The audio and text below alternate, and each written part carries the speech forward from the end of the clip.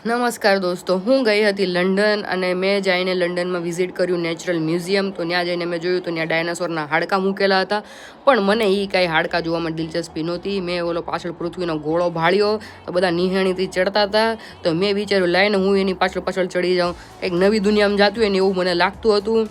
તો ત્યાં મેં પોગીને જોયું તો નકરા કલરના પાણા મૂકેલા હતા. પછી મને એમ થયું કે આ ખબર નહીં ક્યાંથી ઉપાડીને લાયા. આ બંગાળનો કાળા જાદુ અહીંયા સુધી ફેમસ થઈ ગયો છે. આ વુડુડોલ અહીંયા મૂકી દીધી છે. આ નાના છોકરા આટલું ખબર નહીં કેમ પિકાચુના આઈ કાર્ડ અહીંયા મૂકેલા છે. પછી આ મારો ભાઈબંધ ખબર નહીં હું હંતાણો તો મને દેખાઈ ગયો, પણ ઠીક છે, હવે આને તો દેખાડી દીધો નાગો પૂગો હાવ. કોણ છે તમારે દોસ્તાર જેની નાની લુલ્લી છે એને ટેગ કરી દો. પછી તમારી બેન પોગી ગઈ ટાવર બ્રિજ ઉપર. ભાઈ ઘણા લોકો કહે છે કે આને લંડન બ્રિજ, પણ આ લંડન બ્રિજ નથી, આ ટાવર બ્રિજ છે મારા વાલા. પછી તમારી બેન આવી ગઈ લંડન આઈ જોવા, બહુ મોટું ચકદોડો. આપણે ત્યાં મેળામાં જે પૈસા લૂંટી લે છે ને ઓલો જાયન્ટ વ્હીલના નામે, એવું નથી, આ રિયલમાં જાયન્ટ વ્હીલ છે. ધક્કામુક્કી બિલકુલ નહીં કરવાની, શાંતિ રાખવાની, નહીં તો થાય ધબડકો. એટલે હું શાંતિથી લાઇનમાં ઊભી રહી ગઈ.